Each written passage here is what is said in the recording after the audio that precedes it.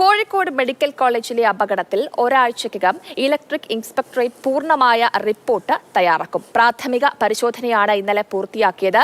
ഇന്നും കൂടുതൽ പരിശോധന നടത്തും. സ്വകാര്യ ആശുപത്രികളിൽ പ്രവേശിപ്പിച്ചിരുന്ന ആളുകളെ സജ്ജമാക്കിയ പഴയ കാഷ്വാലിറ്റിയിലേക്ക് മാറ്റി തുടങ്ങിയിട്ടുമുണ്ട്. കൂടുതൽ വിവരങ്ങളുമായി ഇംതിയാസ് കരീം ചേരുന്നുണ്ട്. ഇംതിയാസ്, ഇന്നലെ പരിശോധനകൾ നടക്കുന്നുണ്ട്, ഇപ്പോഴും അത് തുടരുന്നുണ്ട്.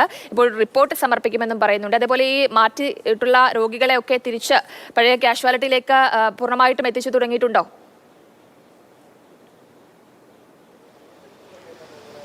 ജയലക്ഷ്മി, ഇന്നലെ തന്നെ ഈ ഇലക്ട്രിക് ഇൻസ്പെക്ടറേറ്റിന്റെ പ്രാഥമിക പരിശോധന ഈ ബാറ്ററി സൂക്ഷിക്കുന്ന മുറിയിലും ഒക്കെ നടന്നിരുന്നു.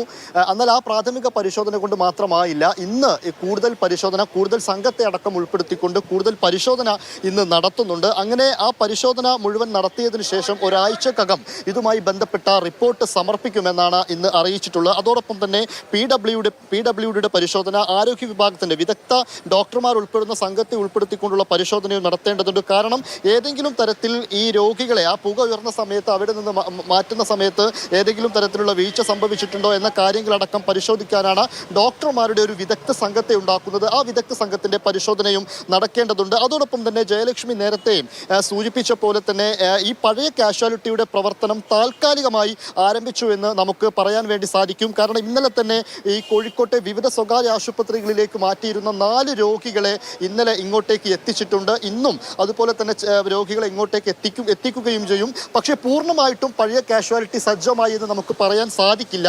കാരണം കൂടുതൽ ഓക്സിജൻ സിലിണ്ടറുകൾ, അതുപോലെ തന്നെ ഫാർമസി തുടങ്ങിയ കൂടുതൽ കാര്യങ്ങൾ ഇതിനകത്ത് ഉറപ്പാക്കേണ്ടതുണ്ട്. അത്തരം കൂടുതൽ കാര്യങ്ങൾ ചെയ്താൽ മാത്രമേ ഗുരുതരാവസ്ഥയിലുള്ള രോഗികളെ അടക്കം കൂടുതൽ വിശ്വാസ്യതയോടെ പഴയ കാഷ്വാലിറ്റിയിലേക്ക് നമുക്ക് എത്തിക്കാൻ വേണ്ടി സാധിക്കുകയുള്ളൂ. അതോടൊപ്പം തന്നെ നിലവിലിപ്പോൾ ഈ ബീച്ച് ആശുപത്രിയിലേക്ക് എത്തിക്കുന്ന പല രോഗികളെയും റെഫർ ചെയ്ത് ഇങ്ങോട്ടേക്ക് തന്നെ മാറ്റുന്നൊരു സ്ഥിതിവിശേഷമുണ്ട്. അതിൻ്റെ ഒരു കാരണം എന്ന് പറയുന്നത് കോഴിക്കോട്ടെ ബീച്ച് ആശുപത്രിയിൽ മതിയായ സൗകര്യങ്ങൾ ഇല്ല എന്നത് തന്നെയാണ്. കാരണം ഒരു വെന്റിലേറ്റർ സൗകര്യത്തിനോ അതല്ലെങ്കിൽ പെട്ടെന്ന് രോഗികളെ എടുത്ത് പരിചരിക്കേണ്ട ഒരു കാര്യത്തിനോ ബീച്ച് ആശുപത്രിയിലേക്ക് എത്തിയാൽ അതിനുവേണ്ട സൗകര്യങ്ങൾ അവിടെ ഇല്ല.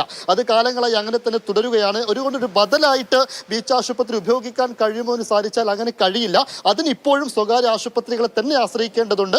പക്ഷേ പഴയ കാഷ്വാലിറ്റി